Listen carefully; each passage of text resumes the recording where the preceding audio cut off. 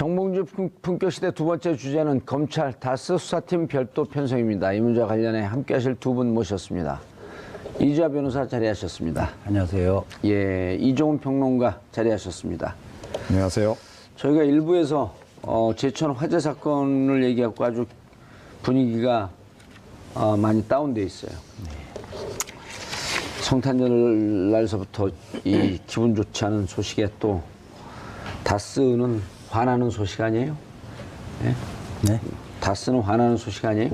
다스. 밝혀지면 뭐 기분 좋은 소식이고. 기분 좋은 소식. 안 밝혀지면 화나는 소식이고. 그렇죠. 알겠습니다. 밝혀질 것 같습니다. 그래요? 예. 이종훈 평론가님. 네. 다스 수사팀 별도 편성이다. 우리 보도를 보지 못하신 분들 혹은 봐도 정확하게 안 보신 분들을 위해서 좀 정리 좀 해주시죠. 네. 이게 이제 본래 이제 서울중앙지검으로 이제 배정이 되어 있던 사건인데 이걸 이제 서울 동부지검으로 이제 옮겨서 동부지검의 별도 팀을 만들어서 수사를 한다는 거죠. 기존에 이제 뭐 이 이명박 전 대통령 BBK라든가 다스 관련한 또 뭐 기타 이명박 전 대통령 관련한 수사가 지금 여러 갈래로 진행 중이지 않습니까? 예. 그런 상황에서 그럼 왜 굳이 이제 이 사건은 서울 동부지검으로 옮겨서 이렇게 할까? 약간 이제 의문이 들 수 있는 대목이 있는데 그 부분 관련해서는 윤석열 지금 현 그 서울중앙지검장이 예전에 이제 BBK 특검할 때 그쪽에 파견 검사로 나갔었거든요. 예. 그래서 이게 자칫 공정성 논란이 이제 유발될 수 있기 때문에 일단 별도로 팀을 짠 것으로 일단 이렇게 이해가 되고 있습니다. 예. 이걸 어떻게 이해됩니까, 이주하 변호사님? 맞습니다. 그러니까 그때 당시에 정호영 특검팀에 예.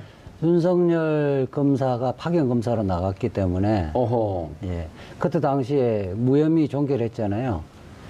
그렇기 때문에 만약에 다시 이게 뭐 무혐의를 한다든지 이렇게 되지면 결국 윤석열 검사 입김이 작용한 게 아니냐 이런 오해의 소지가 있기 때문에 사실상 약간 특임 검사의 성질을 갖는 의미에서 특별히 10명 범위 내에서 수사팀으로 해서 별도로 편성을 한 거죠.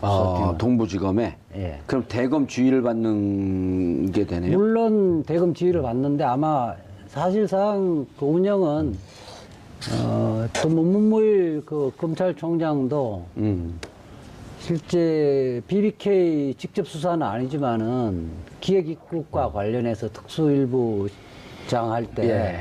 관련이 돼 있기 때문에 문무일 검찰총장도 사실상 최종 보고만 받지 않을까 싶습니다. 직접 수사 지휘나 하거나 그러진 않고. 그렇지 않을까. 사실상 특임 검사의 성질을 갖고 있다고 봐야죠. 그럼 지금까지 다스에 대해서 수사된 모든 자료는 그 동부지검 특임검사의 성격이 띄고 있는 동부지검은 두 가지 갈래로 지금 수사가 되고 있죠. 예. 그러니까 다스의 모든 것을 동부지검에서 문차석 그 동부지검 차장검사를 팀장을 하는 그 수사팀에서 수사를 하지 않고요. 예. 이 부분은 정호영 그 당시 특별검사팀에서 발견한 그 120억의 그 비자금과 또 43개의 차명 계좌를 통해서 이렇게 언닉한 거 있죠. 예. 이 부분에 한정해서 수사를 하고 있습니다. 동부지검은요? 예. 예. 그 다음, 다스 140억을 돌려받기 위해서, 국가 권력을 남용한 거 아니냐. 예, 직권 이용해서, 남용. 예, 옵셔널 벤처스에서. 옵셔널 벤처스에서. 예. 벤처스가 다스에게 지급하도록 한 거, 직권 남용 문제는. 아니, 다스가 옵셔널 벤처스에 지급하도록 한 것이죠. 거꾸로 된 거죠. 아니죠. 아니, 스위스의 예. 옵셔널 벤처스의 자금을. 예. 다스 기업에게 보내주더라. 넘긴 거예요? 예. 예. 그렇죠. 그거는 뭐 법률상으로는 뭐 미국 재판에서 패소 판결을 했음에도 불구하고 돈을 넘겨받았잖아요. 예. 그것이 뭐 권력기관의 작용에 의해서 또 이명박 전 대통령이 또 국가기관을 통해서 압력에 의해서 보내도록 했다면 이거는 직권 남용이 될 텐데 이 문제는 지금 국정원 팀 수사하는 박찬호 부장검사가 지휘하고 있는 그 팀에서 하고 있죠. 지금 현재는 이 진도가 좀 나간 걸로 지금 파악되고 있습니다. 지금 직권남용. 지금 이상은 회장 현재 명목상 회장인지 실질상 회장인지 모르겠지만 회장의 운전기사가 증언을 많이 했죠. 최근에 그 진술 받은 걸로 알고 있습니다. 예. 언론에 먼저 증언을 했는데 최근에 검찰에서 불러서 진술을 받은 걸로 알고 있다. 예, 저 시사인의 그 인터뷰를 했었는데 최근에 운전기사가 검찰에 가서 자세하게 진술한 걸로 알고 있고 진술 내용이 언론에는 이게 지금 저 비자금 120억 비자금과 관련해서 조사받은 것처럼 알려졌었는데 사실은 이 지금 120억 송금과 관련해서 140억 송금과 관련해서 자세하게 조사받은 걸로 언론에 안 나온 걸 어떻게 아세요? 그 취재를 좀 하셨나요? 취재를 또 저도 나름대로 취재를 했죠. 또 기자 출신이시고 문무일 검찰총장과도 또 대학교 선후배잖아요. 예, 뭐 하는데 위와 관련해서는 뭐 검찰총장하고 대화를 나눈 건 없습니다. 두 분이 뭐 연락을 하고 그런 관계는 아니잖아요. 연락은 필요하면 하죠. 하는데 아는 분이? 저 잘 알죠. 그러시군요. 예, 아니 아는 것을 사칭해나 갖고 한번 확인해봤습니다. 예. 자, 그러면은 그 120억 비자금에 대해서 먼저 얘기를 좀 해보시죠. 120억 비자금을 정호영 특검은 직원의 횡령 금액이었다. 직원이 횡령한 것으로 확인을 했다. 그 당시 수사 과정을 통해서. 근데 왜 그 당시엔 그런 얘기를 안 했죠? 그러니까요. 근데 이번 같은 경우에 저는 왜 저 말씀을 하셨는지 모르겠는데 결과적으로 직무유기 내지는 직권남용 했다는 것을 셀프 자백한 격이다라고 생각을 해요. 오, 그렇게 보이나요? 그러니까 특검이 수사하는 과정에서 예를 들어 개인의 횡령이 한 사실을 발견을 했어요. 근데 특검은 딱 그 특검 원래 이제 본래 취지의 그 수사 대상이 있긴 하지만 관련된 사건 뭔가 범죄 행위를 포착을 했으면 본인이 직접 수사하지 않더라도 수사를 하도록 해야 되는 거잖아요. 범죄 사실 포착했는데 그냥 넘어간 거 아니에요. 그럼 게다가 사실은 특검이 이거 원하면 할 수도 있는 사안이라는 거죠. 왜냐하면 그 혐의를 캐다 보면 이게 과연 그 여직원 단독 행위인지 아닌지가 규명이 되는 거 아니겠어요? 근데 그걸 안 했어요. 안 한 거 아니에요, 결국? 무혐의로 다 종결했으니까. 그런데 이번에 느닷없이 조용히 계시면 차라리 나을 텐데 이걸 본인이 직접 나서가지고 그 사실 횡령 확인을 했는데 수사 안 했다라고 지금 본인이 자백을 한 겁니다. 야, 저는 이런 자폭도 있구나. 깜짝 놀랐어요, 사실은. 네. 어떻게 보세요, 우리 또? 하여튼 그 평론가님 지적이 맞는데요. 이게 그 다스의 그 누구의 소유인가가 굉장히 중요한 부분인데 특히 차명 계좌가 있고 비자금 조성을 했으면 누구의 지시에 의해서 그러니까 비자금이 조성됐고 차명 계좌를 개설했는지를 파고 들어가야 되거든요. 이 부분은 특검의 직무 범위에 속하는 겁니다. 그렇게 해서 이것이 결국 그 이명박 당시 대통령 것이 아니라고 한다면 이건 중요한 그 범죄를 발견한 거기 때문에 특검이 끝날 때 별도로 보고서를 써서 우리가 이런 거 밝혀냈지만 우리 수사 범위가 아니어서 우리가 기소를 하지 못한다. 추가 수사를 할 필요가 있다 해서 서울중앙지검에 넘기는 것이 일반적인 거고요. 그것이 오히려 그것까지가 직무죠. 특검의 직무인데 스스로가 직무를 유기했다는 거를 좀 자인한 셈이죠. 그리고 이 120억이라고 한다면 그게 이제 1999년, 2000년, 2001년 요때 이제 다스 문제될 때 일어난 것도 아니고 그 이후에 일어난 일들이거든요. 2003년에서 2008년까지 조성된 걸로 보인다는 겁니다. 그게 한 5년 동안인데 그 120억이면 그 연간 단기 수익을 뛰어넘는 정도의 어마어마한 금액이거든요. 그 여직원이 이것을 횡령했다? 그렇죠. 그러니까 그때 당시에는 한 순이익이 2~30억 정도로 밝혀졌는데. 그 이제 99년, 2000년이고 서울시장 되면서 좀 뛰었어요, 많이. 아주 비약적으로 또 이제 성장을 했어요. 그렇다고 하더라도. 그거는 매출액이 뛰었는데 순이익은 그렇게 많이 안 뛰었겠죠. 뛰어 있는 걸로 돼 있죠. 그러면은 그 진짜 1년 단기 순이익이 한 서너 배 정도 되는 돈을 횡령을 했다는 건데 어마어마한 기업형 범죄 아니에요, 이렇게 되면? 120억을 비자금을 조성할 수는 없는 거고요. 여직원이 할 수 있는 것은 그 금고에 있거나 계좌에 있는 것만 이렇게 빼낼 수 있지 120억 규모의 예. 그 비자금을 조성하는 것은 누군가가, 그룹의 예. 오너가 하지 않으면, 지시하지 않으면 또 일시적으로 할 수가 없는 거예요. 오랜 기간 동안 할 수 있는 것이고, 더군다나 man 3개의 차명 계좌를 개설하는 거는 여직원이나 경리과장 차원에서 할 수 있는 게 아닙니다. 그러니까요. 이게 상식적으로요. 그러니까 말이 안 되는 것이, 자 보십시오. 그러니까 격리팀의 신입 사원이에요. 예. 예, 그때 그 당시에 지금도 계속 있죠? 예, 신입 여사원이 그런 강큰 짓을 일단 도모하기가 쉽지 않을 뿐더러, 자 그리고 이게 뭐 그러니까 한두 달이면 속일 수 있겠죠. 그런데 몇 년 5년 동안에 그렇게 장부 조작을 해서 이렇게 그 작업을 그렇게 해서 돈을 빼돌렸다라고 했는데 그 격리팀이 아무도 몰랐다? 이게 과연 말이 되느냐? 자 그리고 또 가장 결정적으로는 그 당시 이제 김성우 사장, 그러니까 이 이명박 전 대통령의 현대건설 시절 측근 가운데 한 명 아닙니까? 예.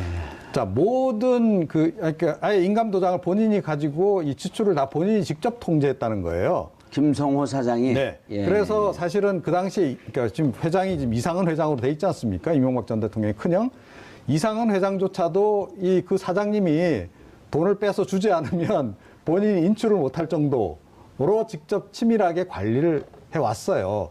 자 그런데 몇 년 동안에 제일 그 격리팀에서도 저 밑에 있는 말단 직원이 그런 일을 하는 것을 몰랐다?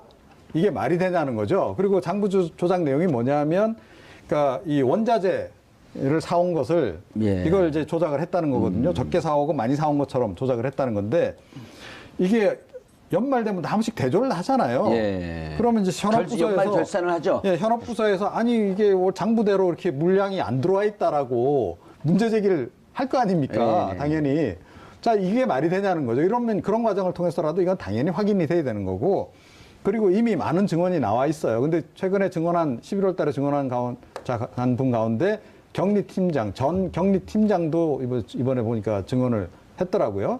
근데 언론 그 인터뷰 내용을 보게 되면 그분 역시 그렇게 이게 즉 여직원이 이렇게 그 말단 여직원이 더군다나 그런 걸 할 수 있는 그런 상황이 아니었다라고 지금 설명을 하고 있습니다. 경립팀장은 그 안가에 가서 대통령에게 매년 보고를 했다는 네. 거 아닙니까? 아. 매년 보고를 했고, 자신은 이상은 회장한테 보고를 하지 않더라도 당시 이명박 대통령에는 매년 보고를 했고, 필요하면 그 중에서 뭐 몇십억 단위로 저기 CG가 나오네요. 김종백 MB 집안의 운전기사, 다스는 MB 이상은 운전기사예요. 예. 1000% 확승한다 그랬는데 저기 1000%로 지금. 아, 1000%요? 1000%? 경주 시민들은 이명박 대통령의 그 소유주가 이명박 대통령과 다 안다고 진술했죠. 아, 다스 전 직원은 MB 왕 회장님 오면 회사 전체를 물청소했다. 최동률 지금 방금 말씀하신 네. 다스 전 격리팀장이죠. 예. 다스 이명박 실소유주라 생각 안 하는 직원 없다. 이렇게 되면 이제 그 관계자들은 다 증언을 한 거네요. 이명박 거라고. 그렇죠. 이제 조금 더 가서 예. 뭐 격리팀 이사, 예. 뭐 이런 실질적으로 관리자들을 소환해서 조사를 하면 근데 이제 그 한 가지가 또 이제 도저히 상식적으로 납득이 안 되는 대목이 있잖아요. 예를 들어서 정호영 특검이 그 여직원이 예, 횡령한 것으로 이제 확인했다. 그러니까 수사 결과가 그거였다는 거 아니에요? 예. 자, 그럼 수사 결과를 알고 그 회사가 어떤 조치를 취했나요? 당연히 여직원을 잘라야 되는데 안 자르고 뿐만 아니라 형사 고발을 해야죠. 예, 아직까지 고소를 했었어요. 그러니까 보통의 이런 횡령 사건들은 어떻게 이제 진행이 되냐면 회사에서 감사를 진행하는 과정에서 횡령이 발견이 돼요. 예. 그죠? 그럼 그 직원을 검찰에 고발을 합니다. 그죠? 예. 수사 의뢰를 해요. 그럼 검찰에 수사한 결과 유죄로 이제 확정이 되면 처벌하는 동시에 회사에서도 당연히 그것을 근거로 해서 뭐 징계라든가 뭐 회사에서 좀 퇴직을 시킨다든지 이런 조치를 취하잖아요. 자, 그런데 이번 같은 경우에는 특검이 인증을 해준 겁니다. 이 여직원 횡령했습니다. 횡령한 사람이 확실해요라고 인증까지 해줬는데 그 직원을 안 잘라요. 안 내보내요. 그런 회사 보신 적 있으세요? 이게 말이 안 된다는 아니 거죠. 경리팀장의 진술도 정호영 특검팀에 가서 조사를 받았었는데 예. 분위기상 이명박 대통령 것이라고 이야기를 할 수 없는 분위기였다는 거예요. 그냥 그 이명박 대통령 것이 아니라고 진술하고 간단하게 끝내는 분위기였다는 그리고 거죠. 거기서 비자금 조성하는 서류를 갖고 일일이 회사에다가 설명을 해줬다는 거 아니에요? 이런 서류가 있으면 이게 오해받을 수 있다, 위험하다. 이런 걸 일일이 다 설명을 해줬다는 거 아니에요? 그 횡령의 명백한 결정적 증거가 될 수 있다라고 얘기를 해줬죠. 횡령의 결정적 증거가 네. 될 수 있다. 그러니까 그때 당시는 결국 이명박 대통령이 당선된 당선자 시절에 있었을 거예요. 당선자 시절이었는데 실제 뭐 꼬리곰탕만 먹고 왔다는 거 아니에요. 사실상 뭐 1시간 정도라 그러는데 식사 시간 빼버리면 20-30분밖에 안 남는데 그렇죠. 실제 조사할 의지가 전혀 없었던 거죠.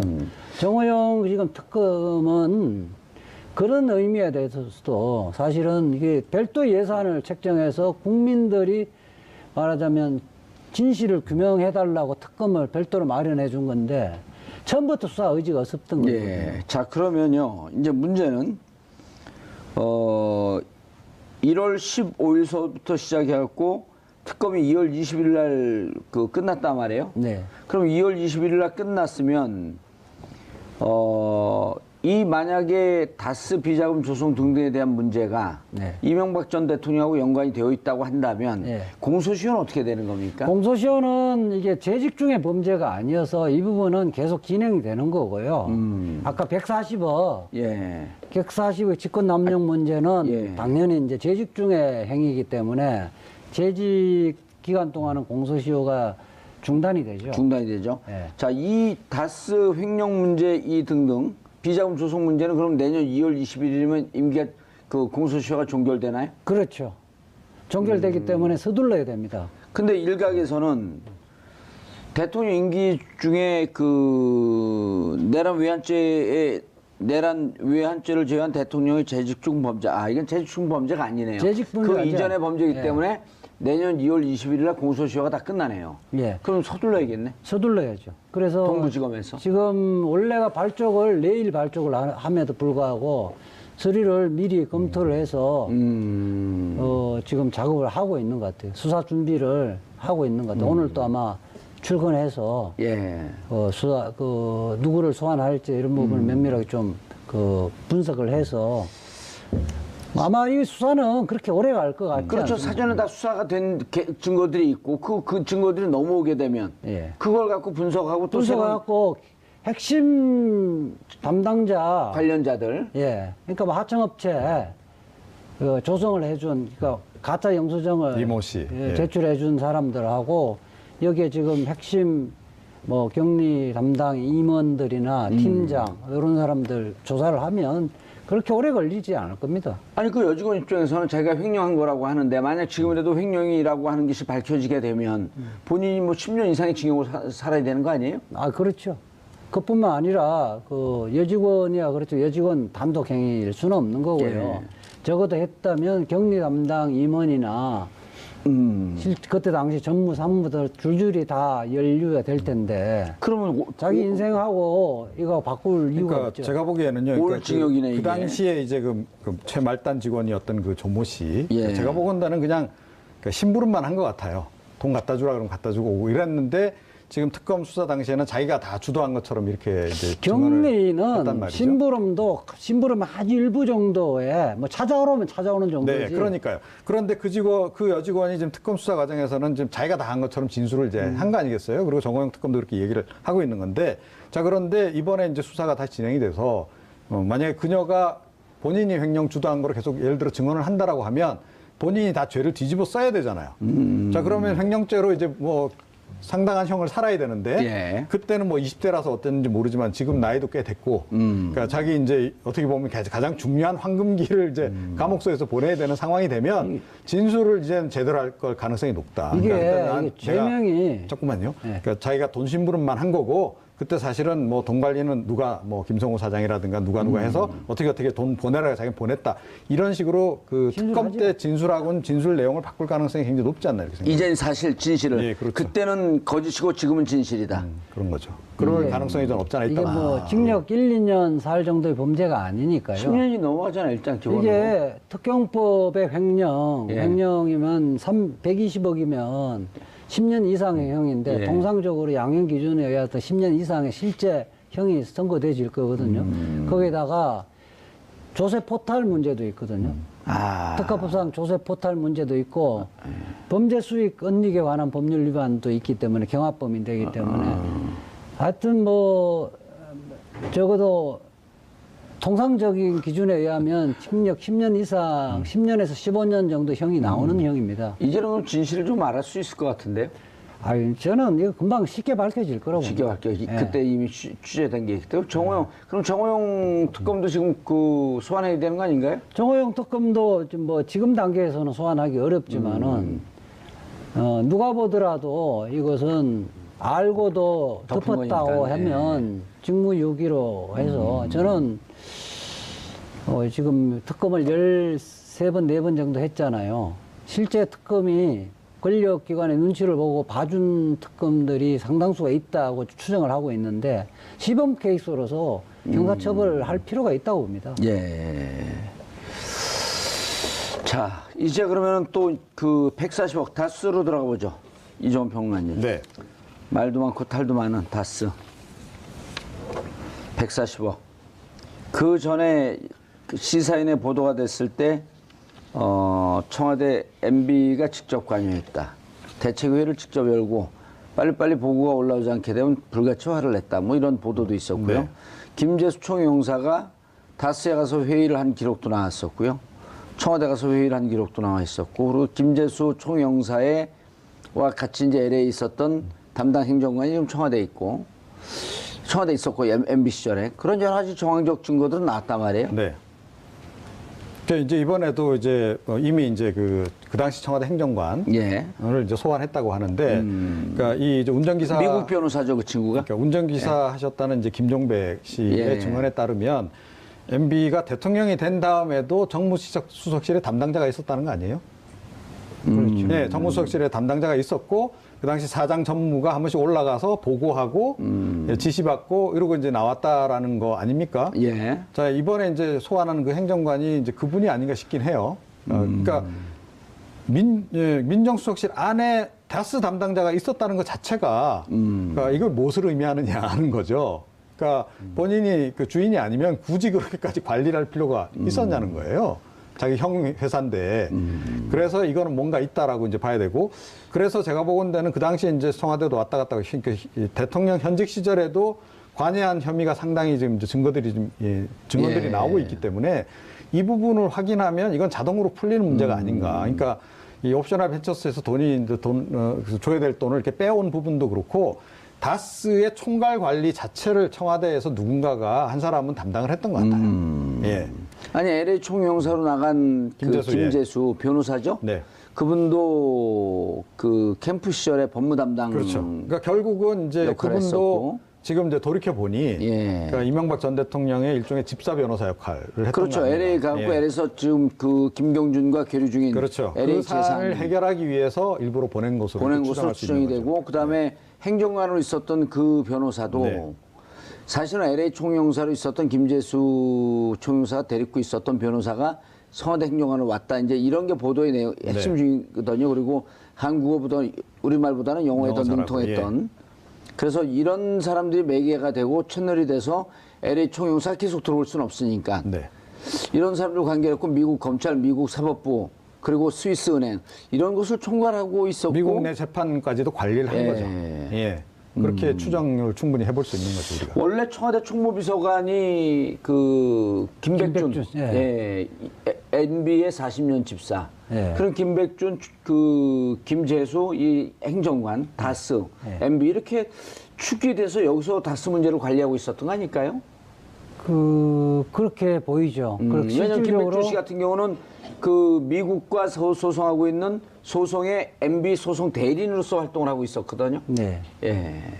그러니까 이명박 전 대통령이 청와대에서 다스 회장의 역할을 계속 하고 있었다고 봐야 되는 거죠. 그렇죠. 다스 회장하고 다스 돈 찾아오는. 네.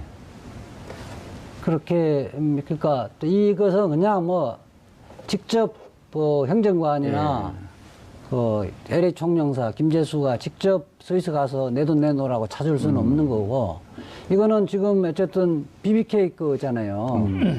그러니까 당시에는 BBK 대표는 저 김경준 씨였고 김경준 씨는 감옥에 가 있었고 네. 다 위임장들을 다 받아서 어쨌든 국가 뭐 외교부나 이런 채널을 통해서 했겠죠. 김경준의 도장이 없으면 안 되는 거네요, 또. 아 그럼요. 인출이기 때문에. 허허. 그리고 이제 한 명 더 있어요. 그러니까 신학수, 재밌네요. 예, 신학수 감사라고 다스에 예. 그러니까 청와대도 왔다 갔다 하고 뭐 이런 것으로 언론 보도도 나오고 하는 그 이제 감사, 그 감사도 청와대 들어가잖아요. 예. 청와대 들어가서 비서관 하거든요. 정무 비서관도 하고. 맞아요. 이제 그 민정비서관. 신학수네. 예, 예. 예. 그래서 사실은 이제 여러 명이 관계가 됐던 거고 그 이외에 뭐 지금 증언 나오는 걸 보면 그 다스 직원들, 그러니까 전현직 직원들 이제 증언 나오는 거 보면 다스 직원들이 선거 때도 다 가서 도와주고 예. 심지어 이명박 전 대통령 책 있잖아요. 뭐 신하는 높던가. 예. 그것도 그 이제 책 그 사재기로 사드리고 다스에서. 쌌을뿐만 아니라 그걸 사람들에게 주기 위해서 이제 이명박 전 대통령이 친필 사인이 들어가야 되는데 그 사인도 대신했다는 거 아닙니까? 그런 증언까지 지금 나오고 있는 상황이에요. 그래서 증언만 모아도 제가 보기에는 전체적인 그림은 거의 다 그려진다. 예. 인출 과정에서 예. 한두 명이 관여했으면 이 사람들이 입을 봉해버리면 진실이 안 밝혀졌는데 여러 명 관여되어 있기 때문에 어디에서 터질지 몰라요. 한 사람이 그 사실대로 진술을 하면 다른 사람 줄줄이 진술 자백하지 않을 수가 없게 되어 있습니다. 이 수사는 그렇게 어려운 게 아니에요. 다수 관련 수사는 실소유주. 예. 예. 140억. 140억. 120억도 아까 별로 어렵지 않다 그랬어요. 예. 140억도. 120억, 140억 이런 걸 수사하는 것을 특별검사 그 특검 네. 하자 그래갖고 이재하 변호사가 특검으로 들어가면 참 잘할 것 같은데. 예? 지금 현재는 뭐 검찰도 수사 의지가 있어서 어떻습니까? 문무일 총장은 하겠다는 거예요? 말겠다는 거예요? 뭐 개인적 의견을 제가 물어본 적은 없는데요. 지금 분위기상 검찰총장으로서. 지금 분위기상 이 부분은 딱 떨어지는 거여서 다른 지금 사이버 수사대 그 댓글 문제라든지 이런 문제는 당사자의 진술을 하지 않으면 이명박 대통령이 지시 때는 보고받고도 묵인했는지는 밝히기가 좀 어려운 점이 있는데 예. 이 문제는 너무 그렇게 중간 과정이 없잖아요. 패소 판결했는데 판결문이 있으면 집행하면 되는데 패소 판결했음에도 불구하고 돈을 안 주고. 돈을 받을 청구권이 없음에도 불구하고 돈을 받았고. 받아왔단 옵션을 말이에요. 벤처스에 돈을 주라고 명령을 해도 안 줬고. 그렇죠. 자, 그러면요. 이재하 변호사님. 예. 자, 다스의 실소유주가 MB라고 그 확인이 됐습니다. 검찰 수사 결과. 예. 그럼 그 다음 과정은 어떻게 되나? 너무 복잡해요. 이게 잘 모르겠어요. 우선 다스 최고의 전문가인 저도 잘 모르겠는데 이거 어떻게 해요? 근데 그 자체가 뭐 제가 되기는 않아요. 아니, 근데 돌려받는 과정은 직권남용 그 권력을 이용한 거 아니에요? 그렇고 이제 그렇게 되지면 이명박 대통령 시절에 예컨대 재산 신고라든지 이런 것들이 다 허위인 게 밝혀지죠. 공직자윤리법에 위반된 윤리법 거고요. 이런 부분들은 이제 공소시효는 좀 따져봐야 되는데 그 부분은 이제 종전의 대통령으로서의 정통성 문제가 이제 사실상 법률상 소급적 무효는 안 되겠지만 이게 국민들의 머릿속에서는 이미 이제 원천 무효 대통령이 아닌 사람으로 평가되어지겠죠. 예. 아니 그러면은 그 다스 자 나눠서 보죠. 140억은 어쨌든 직권남용 만약에 이 다스를 돌려오는 과정에 국가 권력이 이용됐다고 한다면 직권남용에 해당이 되는 거겠죠. 예. 직권남용 뭐 5년 이하의 싼지경이라고 보지만 가중처벌하게 되면 7년 6개월까지. 그러면 이 부분에 대해서 140억이 직권남용에 해당한다 그러면 MB를 포토라인에 세울 수 있을까요? 당연하죠. 그 사실은 아니 세상이 그 우리 이재하 변호사 뜻과는 반대로 140억의 가잖아요. 금액을 사실상 직권남용이란 것은 거의 사실 강도에 준하는 거 아니에요. 그냥 강제적으로 권력을 이용해 세팍해서 뺏어온 거 아니에요. 예. 이게 간단한 죄가 아니에요. 자, 120억 그 비자금 조성. 네. 이건 어떤 불법적 요소가 있는 거죠? 글쎄요, 근데 이게 이제, 뭐, 공식 라인에서만 이루어진 건 분명히 아니란 말이죠, 사실은. 예. 그러니까 120억 비자금 조성했을 때는 어딘가 용처가 필요했기 때문에 이제 조성한 거 아니겠어요? 저는 이게 이제 결국 선거 자금하고 연관이 돼 있다라고 보는데, 아, 그러네요. 2003년서부터 2008년이면. 네. 예. 그리고 이제 뭐 어찌됐건 그 후에도 그 자금 조성해서 뭐 활용을 하고 들을 가능성이 이제 있었던 거죠. 결국 근데 나중에 다 뭐 2008년 이후에 다스로 다 되돌아가긴 하지만 그 돈이. 그래서 뭔가 의도를 가지고 조성을 했다라고 본다면 그 부분에 관련한 이제 수사가 좀 진행이 된다면 거기서 뭔가 나올 수 있을 것이다. 그런데 그리고 이제 결국 이 당사자들의 증언일 거라고 봐요. 그러니까 예. 이제 밑에 이제 격리 담당 그 조모 씨 여직원도 증언을 해야 되지만 그러니까 증거도 물론 확보가 돼야 될 것이고요. 예. 가장 결정적으로는 김성호 사장이 뭔가 얘기를 해야 될 거라고 좀 보거든요. 이거 내 거 이분이 아니다. 그렇죠. 다 알고 있었는데 이 비자금 조성도 내가 결정해서 한 게 아니고 결국 그 양반을 향할 거라 같아요. 이 수사 압박이. 그래서 김성호 사장이 이거 내가 개인적으로 뭐 그러니까 유용하기 위해서 이걸 횡령하기 위해서 한 게 아니고 MB의 지시가 있었다라고 증언을 한다면 이게 결정적인 게 되겠죠. 그 건으로 MB도 역시 처벌이 가능한. 그럼 여기서도 이 변호사님 이제 자 다스는 직권남용 해당하고 직권남용에 대한 돈이 커요. 액수가 140억. 네. 어마어마한 돈이에요. 네. 자 120억은 비자금 조성한 거다. 네. 이제 지금 이종원 평론가는 그 다음에 용처까지 용처. 말씀을 했지만 용처 들어가기 전에 네. 자 120억이 단순 횡령이 아니라 비자금 조성했다. 그 비자금 조성한 주체는 MB이므로 옆 다스의 실소유주는 MB다. 요거 갖고는 법적으로 처벌할 수는 없는 거 아닌가요? 그렇죠. 근데 비자금 조성을 해서 예. 회사 돈을 사적으로 유용한 빼돌린 거는 횡령이란 말이에요. 그럼 그 횡령죄는 횡령죄는- 실소유자가 처벌을 받게 되나요? 횡령죄는 지시한 사람, 그 업무 라인이 있잖아요. 그게 아하. 처벌되는 거죠. 그럼 김성호 본인이 이게 지시했다고 하게 되면 자기가 어마어마한 처벌을 받게 되니까 이거 내가 지시한 게 아니고 실제로 누가 지시했다 이렇게 나와야 되는 그렇죠. 거네요. 그 아, 비자금 이제 좀 조성, 이해가 돼. 예, 비자금 조성은 결국은 용처까지 수사를 하게 돼 있는데 예. 그 진술 과정에서 제가 보면요, 특히 이제 건설회사 같은 경우가 주변에 공사 현장에서 비자금 조성하잖아요. 계열사인데 부풀리기를 한다든지 이렇게 전형적인 해서 방법 아니에요, 이것도. 전형적인 방법 건설회사 이 부분에 수사해서 용처를 임원들이 그 직원들이 진술을 안 한 예는 전혀 없어 한 번도 없습니다. 용처를. 예. 직원들은 너 아니 안 제대로 진술 안 하면 너는 네가 먹은 돈이야, 그게? 중환형에 처한다고 하면 다 진술하게 돼 있습니다. 아무리 가까운 오너에 가까운 사람이라도 다 진술하게 돼 있습니다. 자, 이렇게 된 거죠. 비자금 조성의 과정에 추정을 해보면 거래처에서 100원에 살 거를 그렇죠. 1,000원에 샀다, 네. 1,000원에 샀다고 하고 900원을 돌려받는 방식이란 말이에요. 원자재 이제 그 가격 부풀리기? 사원 이- 가격을 이제 조작한 거죠. 이건 방금 이자 변호사도 말씀을 하셨지만 건설업계에서 아주 흔한 말. 아주 흔한. 그리고 MB는 현대건설 출신. 예. 아 그리고 지금 사장도 현대건설 때 본인이 데리고 있던 재무팀이 데리고 있던 사람. 그럼 그림이 딱 그려지잖아요. 어허. 예, 누구보다도 그 일을 잘할 수 있는 사람. 그럼 왜 이것을 했느냐라고 하는 것도 나오네요. 예, 안 그러게 되면 그냥 좋다는데 이거 비자금 조성 아니고 당신들이 다 써라. 다 횡령이다 이거. 그러니까 이게 이제 비자금을 조성하는 게 회사 차원에서 예. 로비가 필요한 경우 있잖아요. 과거에 뭐 정경유착 이럴 때는 그래서 이제 필요한 경우인데 이번 같은 경우에는 그거보다는 이명박 전 대통령이 직접 선거를 하기 위해서 뭔가 자금을 조성을 했을 가능성이 높다고 일단 추정을 해볼 수 있는 거죠. 선거에 실질적으로 은밀하게 사용을 해야 한다. 누구를 뭐 사람을 데리고 온다든지 매수를 한다든지 아니면 선거운동원들 팀을 꾸려서 돈을 지급한다든지 이거 다 선거법 위반이기 때문에 은밀하게 그렇죠. 예. 집행을 해야 되는 거잖아요. 대선 때는 또 그렇게 은밀하게 들어간 돈이 그때 당시만 해도 많았어요. 많죠. 예. 그리고 서울시장 하면서 대선 나가려고 준비하면서 그때 당시에 당과의 관계가 별로 당 대표는 박근혜 그 전 대통령이었으니까 당을 장악하려면 뭔가 당과 의원들하고 관계가 좀 필요했을 것이고 돈이 어디에 들어간지 좀 대충 추정은 가능해지겠네요. 아니, 간단하게요. 그러니까 예. 이 이명박 전 대통령은 정치권에 별로 자기 사람이 없었잖아요. 자기 지분이 없었어요 한나라당에 당시에. 그러니까 자기 사람이 예. 없는 상태에서 정치판에 들어와서 아무리 이제 형이 뭐 도와준다고 하더라도 예. 이게 쉬운 일이 아니죠. 그러니까 당연히 돈이 많이 들어갈 수밖에 없는 거죠. 그 특경법 평령 부분에 제가 이제 사건을 변호사 20년 동안 여러 건 해봤을 거 아니에요. 예. 이게 원래는 특경법, 예, 특수 경제 특정 경제 가중처벌 네, 관한 법.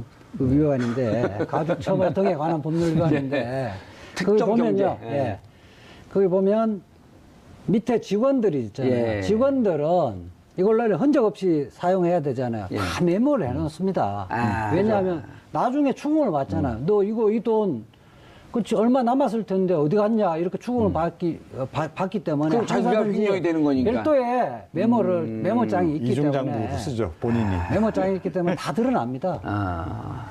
자, 그리고 이제 또 원세 원장 그 전 원장이 아직 입을 벌리지 않고 있는데 이명박 전 대통령에 대한 게 아직 수사가 진행되지 않고 혐의가 있을 수 있는 게 국정원 특활비가 그때가 없지 않았을 거란 말이에요.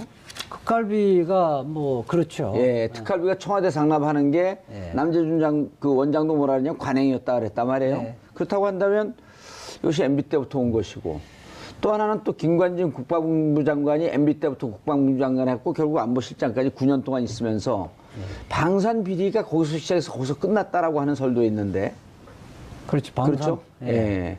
로키드 마틴사가 MB 박근혜 정부 들어오면서 어마어마하게 매출을 늘렸고 이런 부분에 대해서도 좀 수사가 손을 뻗치지 않을까요? 네, 근데 그 부분은 전 개인적으로 굉장히 답답하게 생각해요. 그러니까 이게 원세훈 전 원장이 역사의 죄인으로 안 남으려면 전 제가 불어야 된다. 예, 말 괜찮아요. 아, 그 표준어예요. 뭐 이제 좀 진실을 이야기해야 될 때가 왔다라고 저는 생각을 합니다. 예. 그러니까 안 그러면 지금 본인이 다 뒤집어 써야 되거든요. 특활비 유용 부분도 그렇고 개인적으로 유용한 부분도 있지만 저는 그 개인적으로 유용한 부분조차도 원세훈 전 원장의 그 업무 스타일 또 그 이명박 전 대통령하고의 관계로 볼 때 이명박 전 대통령에게 보고하고 허락을 받아서 다 그렇게 했을 가능성이 그렇죠. 높지. 일주일에 한 번씩 독대했으니까. 자기가 뭐 이명박 전 대통령 몰래 그렇게 했을 가능성은 희박하다라고 본다. 그러면 알겠습니다. 특활비 전체를 사실은 청와대에서 관리했을 가능성도 높다고 봐요. 알겠습니다. 저는 타이밍이- 예. 끝났습니다, 이제. 예. 자, 두 분 수고하셨습니다. 인사하시고요. 예. 자, 다스의 실소유자의 문제, 그 다음에 다스의 140억이 흘러 들어간 문제, 오랜 시간 끌었습니다. 근 10년을 끌었는데요. 다스가 MB의 데스 무덤이 될까 하는 생각입니다. 그래서 서울중앙지검에 넘기는 것이 일반적인 거고요. 그것이 오히려 그것까지가 직무죠. 특검의 직무인데 스스로가 직무를 유기했다는 거를 좀 자인한 셈이죠.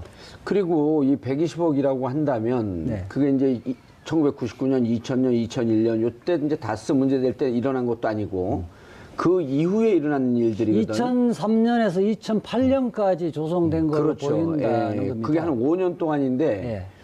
그 120억이면 그 연간 단기 수익을 뛰어넘는 정도의 어마어마한 금액이거든요. 그 여직원이 이것을 횡령했다? 그렇죠. 그러니까 그때 당시에는 예. 한 순이익이 2, 30억 정도로 밝혀졌는데 그 이제 99년, 알려졌는데. 2000년이고 서울시장 되면서 좀 뛰었어요, 많이. 네. 예, 아주 비약적으로 또 이제 성장을 했어요. 그렇다고 하더라도 그렇다 하더라도 일년 그거는 단- 매출액이 뛰었는데 예. 순이익은 그렇게 많이 안 뛰었겠죠. 뛰어 있는 걸로 예. 돼 있죠. 그러면은 그 진짜 1년 단기 수익이 한 서너 배 정도 되는 돈을 횡령을 했다는 건데 어마어마한 기업형 범죄 아니에요, 이렇게 되면? 120억을 비자금을 조성할 수는 없는 거고요. 예. 여직원이 할 수 있는 것은 그 금고에 있거나 계좌에 있는 것만 이렇게 빼낼 수 있지. 120억 규모의 예. 그 비자금을 조성하는 것은 그룹의 누군가가, 예. 오너가 하지 않으면, 지시하지 않으면 또 일시적으로 할 수가 없는 거예요. 오랜 기간 동안 할 수 있는 것이고, 더군다나 43개의 차명 계좌를 개설하는 거는 여직원이나 경리과장 차원에서 할 수 있는 게 아닙니다. 그러니까요. 이게 상식적으로요. 그러니까 말이 안 되는 것이 자 보십시오. 그러니까 경리팀의 신입 사원이에요. 예. 예, 그때 그 당시에 지금도 계속 있죠? 예, 신입 여사원이 그런 강큰 짓을 일단 도모하기가 쉽지 않을 뿐더러 자 그리고 이게 뭐 법률상으로는 미국 재판에서 패소 판결을 했음에도 불구하고 돈을 넘겨받았잖아요. 찾아온 거죠. 예. 그것이 권력기관의 작용에 의해서 또 이명박 전 대통령이 또 국가기관을 통해서 압력에 의해서 보내도록 했다면 이거는 직권 남용이 될 텐데 이 어디서 수사하나요?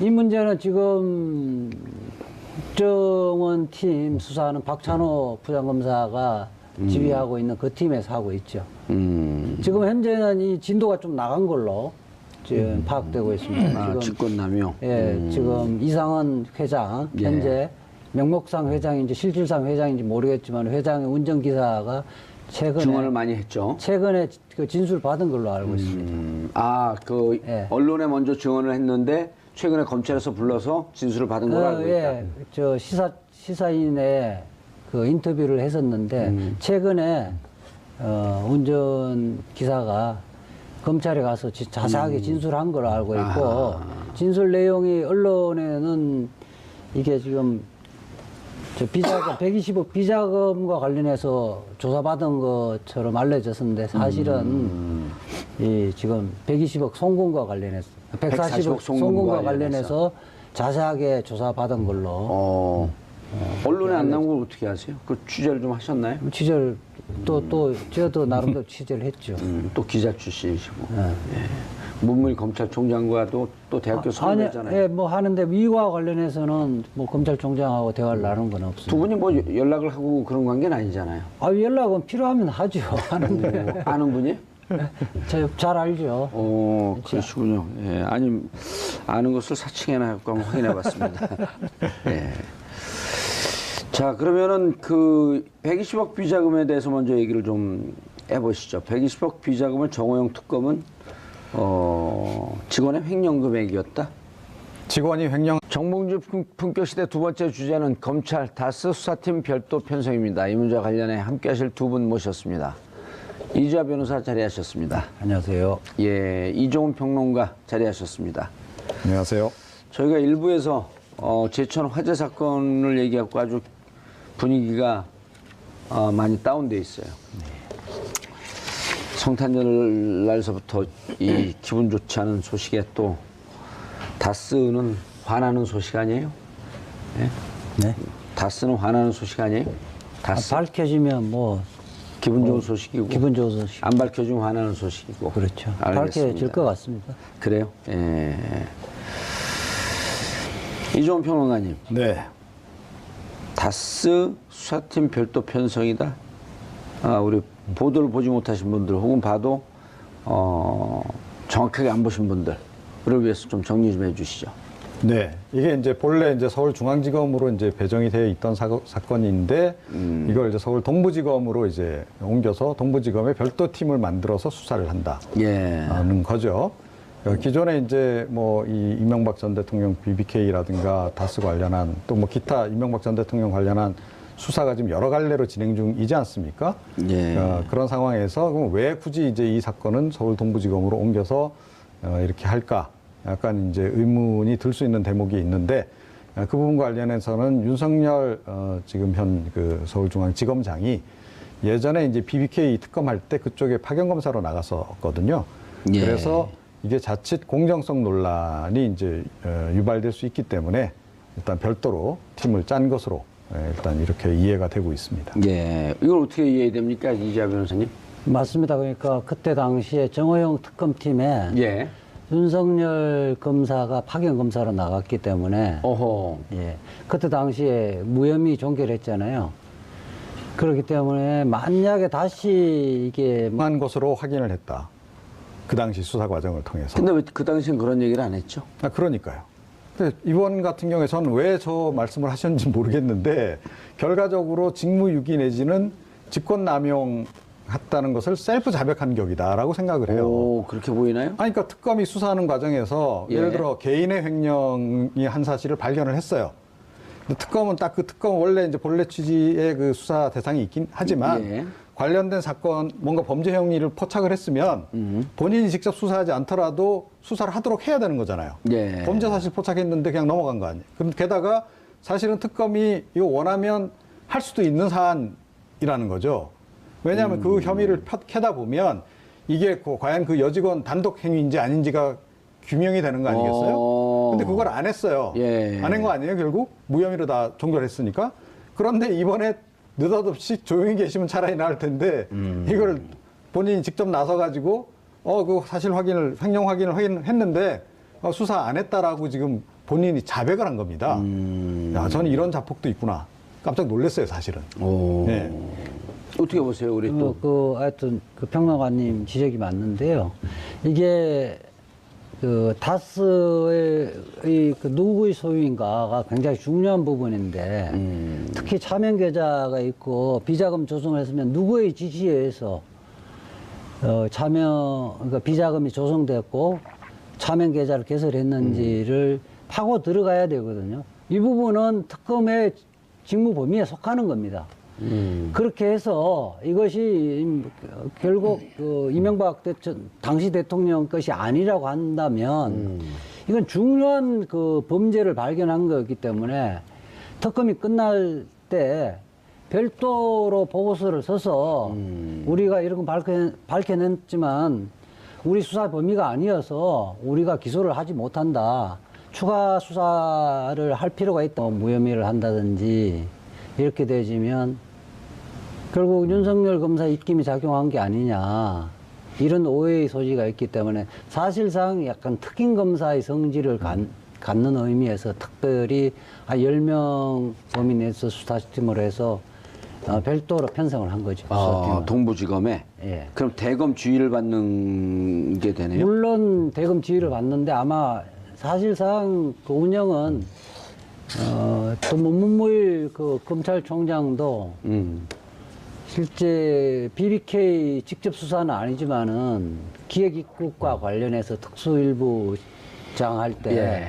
관련이 돼 있기 때문에 문무일 검찰총장도 사실상 최종 보고만 받지 않을까 싶습니다. 직접 수사 지휘나 하거나 그러진 않고. 그렇지 않을까. 사실상 특임 검사의 성질을 갖고 있다고 봐야죠. 그럼 지금까지 다스에 대해서 수사된 모든 자료는 그 동부지검 특임검사의 성격이 띄고 있는 동부지검은 두 가지 갈래로 지금 수사가 되고 있죠. 예. 그러니까 다스의 모든 것을 동부지검에서 문차석 그 동부지검 차장검사를 팀장을 하는 그 수사팀에서 수사를 하지 않고요. 예. 이 부분은 정호영 그 당시 특별검사팀에서 발견한 그 120억의 그 비자금과 또 43개의 차명 계좌를 통해서 이렇게 언닉한 거 있죠. 예. 이 부분에 한정해서 수사를 하고 있습니다. 동부지검은요? 예. 예. 그 다음, 다스 140억을 돌려받기 위해서, 국가 권력을 남용한 거 아니냐. 예, 직권 이용해서, 남용. 예, 옵셔널 벤처스에서, 옵셔널 벤처스에서 벤처스가 그 다스에게 지급하도록 한 거, 직권 남용 문제는. 아니, 다스가 옵셔널 벤처스에 지급하도록 한 것이죠. 거꾸로 된 거죠. 아니죠. 아니, 스위스의 예. 옵셔널 벤처스의 자금을. 예.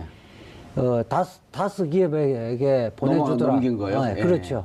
그거는